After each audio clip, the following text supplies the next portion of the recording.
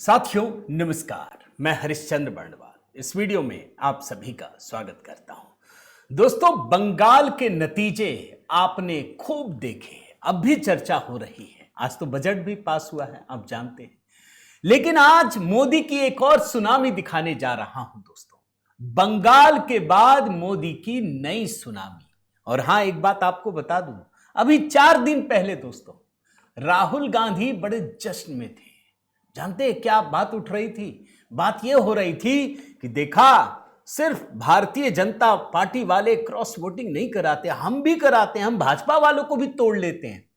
जबरदस्त खुशी दोस्तों, आप सोच नहीं सकते। मेन स्ट्रीम मीडिया ने उस खबर को भी नहीं दिखाया।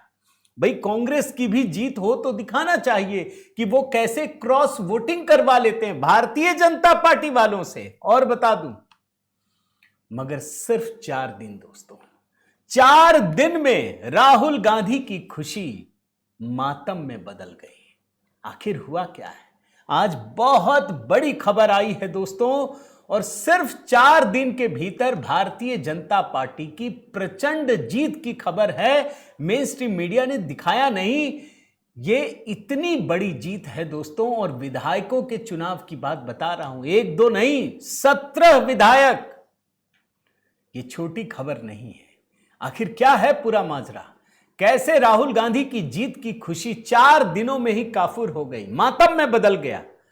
आज इसी को डिकोड कर रहा हूं। आपसे निवेदन करता हूं दोस्तों, जरूर कमेंट कीजिएगा, कमेंट करके अपनी राय दीजिएगा, बताइएगा कि आप कैसे देखते हैं। और मेन स्ट्रीम मीडिया ने जिस तरीके से छोड़ दिया दोस्तों, वो भी बहुत दुखद है। आज इस पर चर्चा होनी चाहिए थी। आप सभी को सबसे पहले जय सिया राम इस कमेंट के साथ शुरू कीजिएगा दोस्तों, ताकि बातचीत का भी एक सिलसिला शुरू हो। आइए शुरू करते हैं। पहले तो मैं आपको राहुल गांधी की जीत की खबर दिखाता हूं।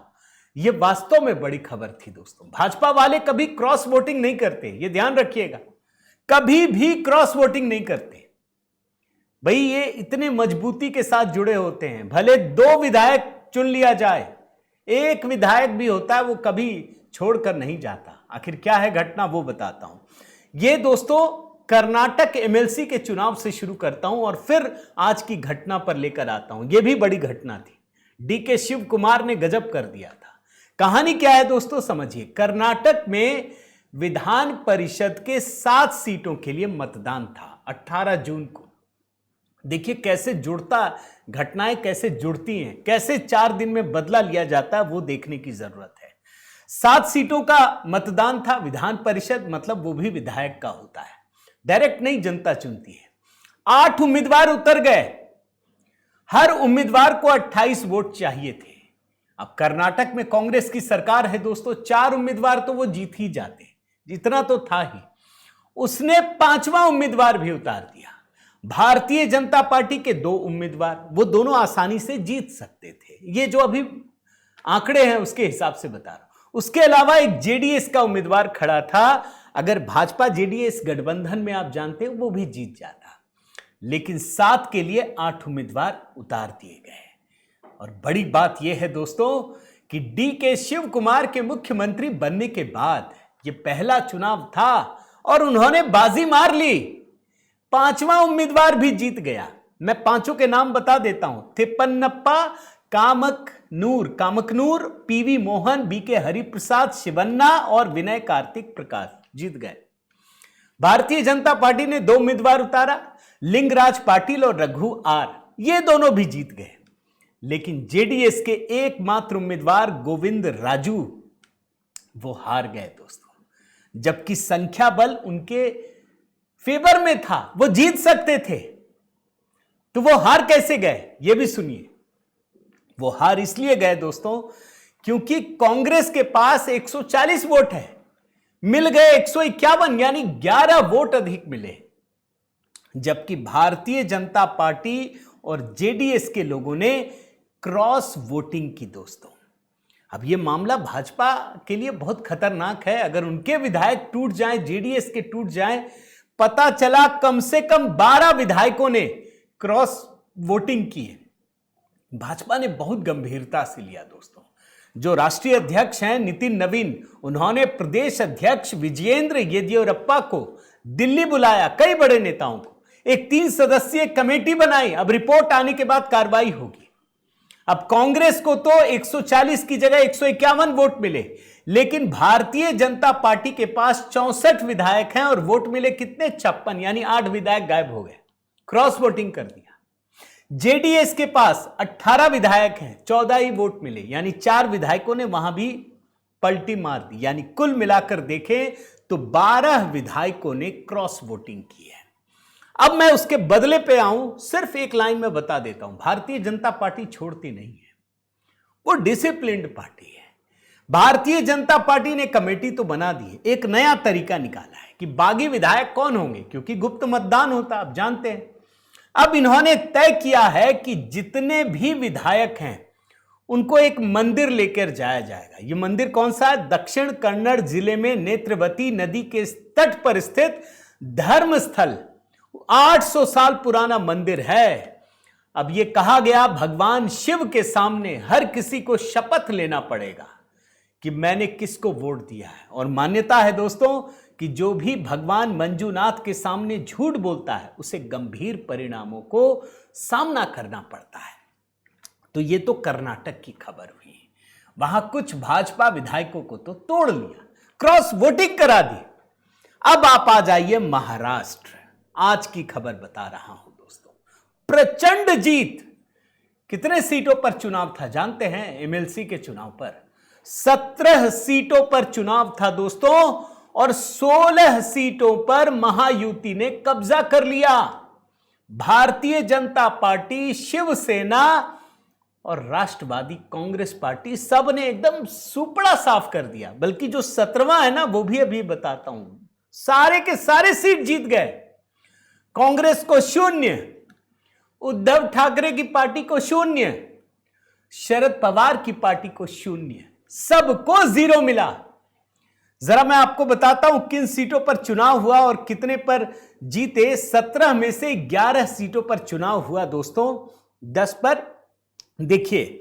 भाजपा नांदेड़, भाजपा के अमरनाथ राजूरकर जीते, हारा कौन? कांग्रेस का। नागपुर, भाजपा के राजीव पोतदार जीते, हारा कौन? कांग्रेस का। भंडारा गोदिया, भाजपा जीते, हारे कांग्रेस। छत्रपति संभाजीनगर जालना, भाजपा की जीत हुई, हारा कौन? गणेश लोखंडे। परभणी हिंगोली, शिवसेना के सईद खान जीते, हारा कौन? शिवसेना उद्धव गुट का डॉक्टर विवेक नावंदर। बताइए, यहां सईद खान जीत गए। फिर जलगांव आइए, भाजपा के नंद किशोर महाजन जीते, हारा कौन? शिवसेना उद्धव गुट। फिर सांगली सतारा, भाजपा की जीत हुई, हारा कौन? एनसीपी शरद गुट। सोलापुर, भाजपा के राजेंद्र राउत जीते, हारे कौन? वसंत राव देशमुख। धाराशिव लातूर, भाजपा के बसवराज पाटिल जीते, हारा कौन? कांग्रेस का।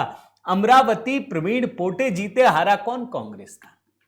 10 तो सिर्फ भाजपा जीत गई, 11 में मतदान हुआ, 10 में भाजपा जीत गई। आप बोलेंगे फिर 6 सीट कहां? भाई 17 विधायकों का चुनाव है, एमएलसी का चुनाव है, तो 6 कहां? 6 तो निर्विरोध जीत गए दोस्तों। उन 6 के बारे में भी बता देता हूं। पहली सीट वर्धा, गढ़चिरौली, चंद्रपुर, भाजपा के अरुण लखानी, बड़ा नाम है, ये कौन है जानते हैं? सुप्रिया सुले के समधी हैं, वो जीत गए निर्विरोध।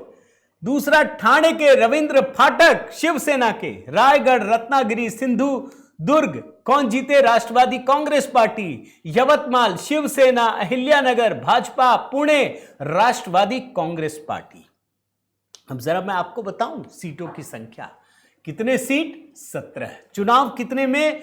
11 और 6 निर्विरोध। अब टोटल मैं आपको बताता हूं। इन सभी 17 सीटों में से 11 भाजपा, 3 शिवसेना और 2 एनसीपी, और एक कौन? निर्दलीय। और निर्दलीय की भी कहानी गजब है। 17 में से 16 महायुति। जो एक बचा है ना निर्दलीय, उसको भाजपा में जोड़ लीजिए, 12 सीटें हो जाएंगी। क्यों भाजपा में जोड़ लीजिए वो भी बता देता हूं। ये जो निर्दलीय चुनाव जीते हैं दोस्तों, ये नासिक विधान परिषद की सीट है। बेहद दिलचस्प मुकाबला। अब यहां पर एकनाथ शिंदे की पार्टी ने कहा हम चुनाव लड़ेंगे, भाजपा ने कहा भैया तुम लड़ लो।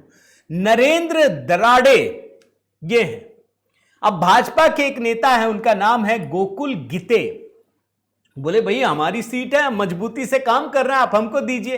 अब भाजपा को गठबंधन भी चलाना है भाई, दे दिया एक नाथ शिंदे को तो दे दिया, चली ही जाती है दोस्तों सीटें। आप याद कीजिए जेडीयू को एक्स्ट्रा सीटें दी थी ना, आप अगर भूले ना हो, बिहार में लोकसभा चुनाव के समय अपने 2 उम्मीदवारों को बिठा दिया था।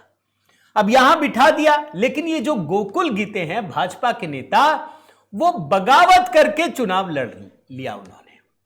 और आप आश्चर्य करेंगे दोस्तों, जो 1 सीट महायुति से बाहर बता रहा हूं ना, वो यही है गोकुल गीते। टिकट नहीं मिला तो बगावत की और फिर चुनाव उतरे और यहां पर एकनाथ शिंदे की पार्टी के नेता नरेंद्र दड़ाड़े को हरा दिया। अब ये कहां जाएंगे? भाजपा वाले हैं भाई, यानी 17 में से 12 भाजपा, 3 शिवसेना, 2 एनसीपी, कांग्रेस 0।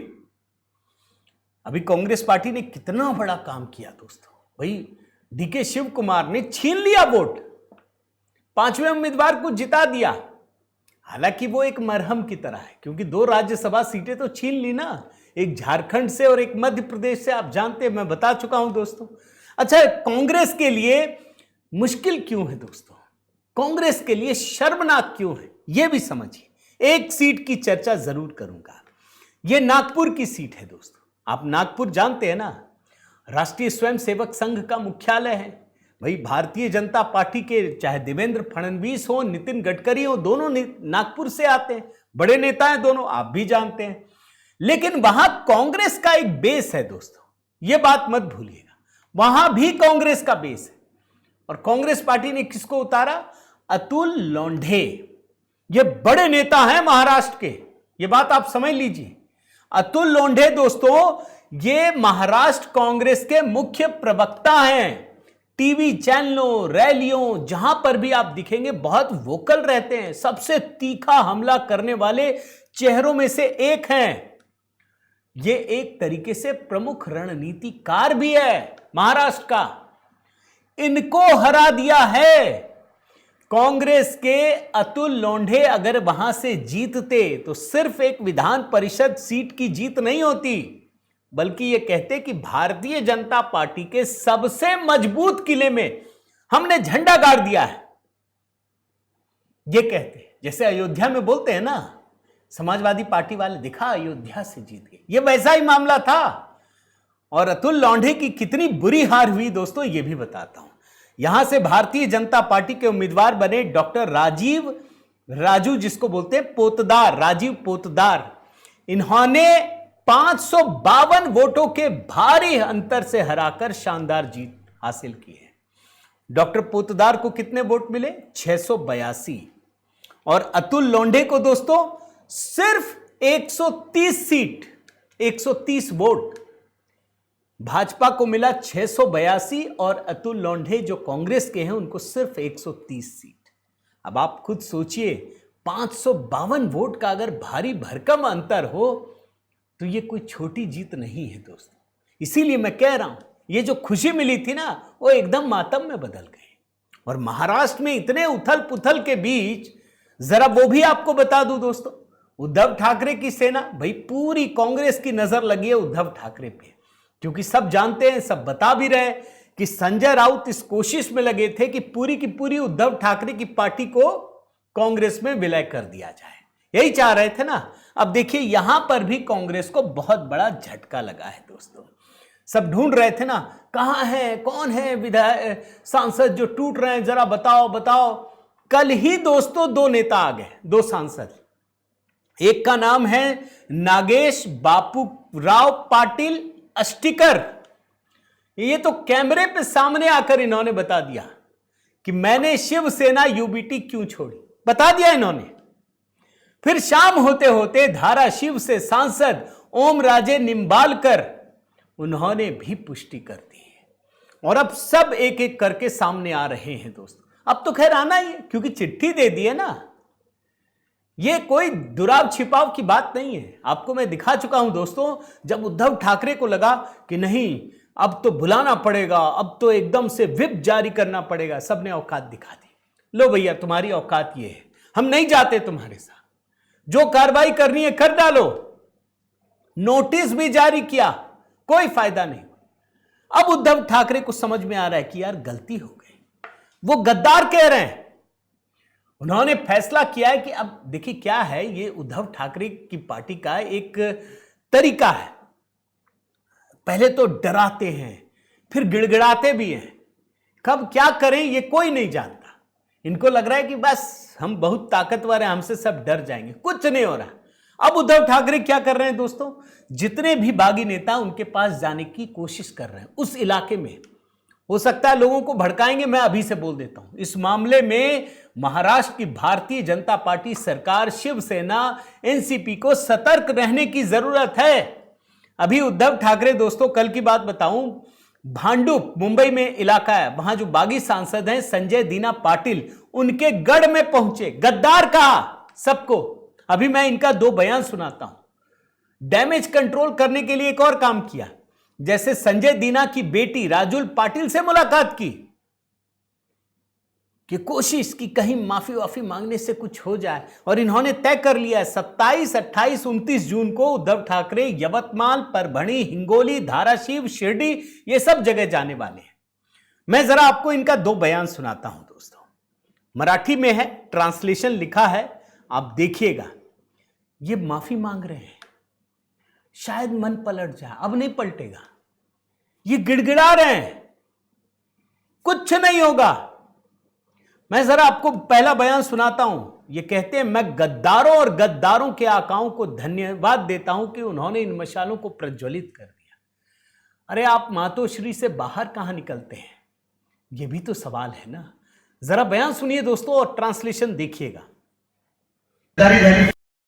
इथल्या मतदारसंघात जाऊन मतदारांची मी माफी मागतोय, तसेच तुमची पण मागतोय, कारण तुम्ही माझा आदेश मानून जो उमेदवार दिला त्या उमेदवाराकडे न पाहता शिवसेना या 4 अक्षरांकडे पाहून आणि मशालीवरती लढणारा उमेदवार म्हणून अक्षरशः रक्ताचं पाणी केलं आणि निवडून दिलं। साहजिकच आहे, उमेदवारी मी दिली होती, त्याच्यामुळे ही चूक माझी आहे आणि त्या चुकीबद्दल मी तुमची माफी मागतोय। हे अनुभव गेल्या 60 वर्षाचे आहेत। आतापर्यंत अनेकदा शिवसेना फोडण्याचा प्रयत्न झाला, फोडली तोडली, शिवसेना कशी कमजोर होईल याचा प्रयत्न केला, आणि जे अनुभव आले ते अनुभव तुम्हाला सगळ्यांना माहिती, कारण तुम्ही या सगळ्या वाटचालीचे साक्षीदार नव्हे, करते करविते कट्टर शिवसैनिक आहात। कारण अनेक दिली जात आहे, पण काँग्रेसमध्ये विलीन होणार अशी भीती वाटली। आता म्हणून मी सांगितलं ते परत सांगतो की काँग्रेस आणि भाजपा, ज्या भाजपाला ही सुद्धा चूक आपलीच, ललितचं कुत्र विचारत नव्हतं, त्याचं बोट धरून आपण मोठं केलं, याचं कोण विचारत होते? म्हणजे सुरुवातीला तर यांचं डिपॉझिट जप्त पार्टी म्हणून म्हटलं जायचं। अख्ख्या देशात 2 खासदार होते फक्त, काय भाजपा भारत म्हणजे। देखा आपने दोस्तों क्या कहा, गद्दार कह रहे हैं ये कि गद्दारी की है। गद्दारी कौन किया? जिसने विचारधारा से समझौता किया वो गद्दार है या ये गद्दार है? सवाल देखिए दोस्तों, अभी हम लोग सब बहुत सारे लोगों को देखा संजय राउत को इल्जाम दे रहे हैं कि गालियां देते हैं, अब शब्द बोलते हैं। जिनके पास ऐसे नेता होंगे वैसे भी नहीं टिकेगा, यही बोल रहे थे ना। अरे भाई, संजय राउत का बयान नहीं है, ये उद्धव ठाकरे का है। ये अपने सांसदों को गद्दार कह रहे हैं, और इतना ही नहीं, ये कांग्रेस के आगे बिछ गए हैं, ये भाजपा की तारीफ कर रहे हैं, भाजपा के बारे में बोल रहे हैं। ये भी मराठी में आप ट्रांसलेशन देखिएगा कि जिस भाजपा को कभी गली का कुत्ता नहीं पूछता था, 2 सांसद थे, हमने बड़ा किया उनको। कांग्रेस ने तो कभी ऐसा नहीं किया जो भाजपा ने किया है। बताइए, इनके सांसद छोड़ छोड़ के इनको शिवसेना में जा रहे हैं, भाजपा की गलती। सुन लीजिए। म्हणजे तसेच लोक आहेत, स्वतःचं काहीच नाहीये, दुसऱ्यांची पोरं अशी चोरून चोरून चोरून मोठी झालेली पार्टी आहे, आणि 2 खासदार असलेला हा पक्ष आज त्या मोठ्या मेजाशीत मिळवतोय। पण काँग्रेस बरोबर 30 वर्ष, म्हणजे आपल्या सगळ्यांची राजकीय कारकीर्द ही काँग्रेस बरोबरच्या राजकीय वैरात गेली, बरोबर ना। पण तरी कधीही काँग्रेसची शिवसेना तोडण्याचा प्रयत्न केला नाही, काँग्रेस शिवसेना संपवण्याचा प्रयत्न केला नाही, जे भाजपने केलेलं आहे। लेकिन मैं तो एक ही बात कहूंगा दोस्तों, अब तो समय चला गया, उद्धव ठाकरे का समय तो गया। उनको ये काम पहले करना था, सड़क पर उतर के ये काम करना चाहिए था। एकनाथ शिंदे खुल के कह रहे हैं, देख लीजिए, अभी दिखाता हूं कि ऑपरेशन तो अधूरा हम नहीं छोड़ते, हो गया काम। ये इन लोगों में केमिकल लोचा है। ये लोग क्या करते हैं, सुबह गालियां देते हैं, रात को पैर पकड़ते हैं। मराठी में है, ट्रांसलेशन है दोस्तों, देख लीजिए। ऑपरेशन अर्धवट करत नाही, फुलफूट करतो, आणि ते तुम्हाला माहित आहे, अनुभवी आहे। ओमराजे निंबाळकरांच्या बाबतीत आपण म्हटलं खरं म्हणजे काल त्यांच्या वडिलांच्या हत्येचा खटला कोर्टामध्ये निर्णयासाठी होता। दोस्तों एक 3 सेकंड का बयान है देवेंद्र फडणवीस का, वो भी मजे लेते हैं। वो बोलते हैं कि ऑपरेशन पूरा हो गया है, बॉडी बिल्कुल ठीक है। सुन लीजिए। यशस्वी आहे आणि बॉडी एकदम सुदृढ आहे। ऑपरेशन यशस्वी आहे आणि बॉडी एकदम सुदृढ आहे। और एक आखिर में दोस्तों याद दिलाने के लिए अमित शाह का बयान इसलिए जरूरी है कि मैं आपको शुरू में बताता था ना कैसे ये अकड़ दिखाते थे, ये मजे ले रहे थे अमित शाह जी शिंदे से बात करते हुए। आज भी अकड़ गई नहीं है उद्धव ठाकरे की, ये याद रखिएगा। अमित शाह जी कहते हैं कि पहले हमको गुट गुट कहना पड़ता था, अब कुछ नहीं कहना पड़ता, अब यही शिवसेना बची है। देख लीजिए। सेना के अध्यक्ष और महाराष्ट्र के उप मुख्यमंत्री श्री एकनाथ शिंदे जी, पहले शिंदे जी के पीछे शिवसेना शिंदे गुट कहना पड़ता था, अब कोई गुट बचा नहीं है, एक ही शिवसेना हो गई है। मैं तो एक ही बात आखिर में कहूंगा दोस्तों कि चाहे कांग्रेस पार्टी हो, राहुल गांधी हो, उद्धव ठाकरे हो या बाकी पार्टियां, ये तुक्केबाजी में जीती है। बस कहीं अगर लह गया तो जीत जाएंगे, यही कहते हैं ना। आप एक बार तो जीत सकते हैं भाई। मैं कर्नाटक की जीत भी मेहनत मानता हूं, किया है, डीके शिव कुमार ने मेहनत की, जिता दिया। आप नहीं करते हैं, अमित शाह जी तो करते हैं। वो आज भी करते हैं, जब चुनाव होता है 1 साल बाद, जैसे यूपी में चुनाव, आपसे मेहनत कर रहे हैं। बंगाल के लिए कितने साल से मेहनत कर रहे थे। ये मेहनत तो आपको जमीन में उतरकर करनी पड़ेगी, वरना यही हाल होगा। आपकी क्या राय है दोस्तों, जरूर कमेंट करके बताइएगा। मैं निवेदन करता हूं कि अपना प्रेम और स्नेह बनाए रखिए, लाइक कीजिए, शेयर कीजिए। अगर इस चैनल को सब्सक्राइब नहीं किया है दोस्तों जरूर कीजिए। बने रहिए, जुड़े रहिए। HB शॉर्ट्स के वीडियो दोस्तों कमेंट में पिन कर दिए। बहुत बहुत धन्यवाद। जय सिया राम।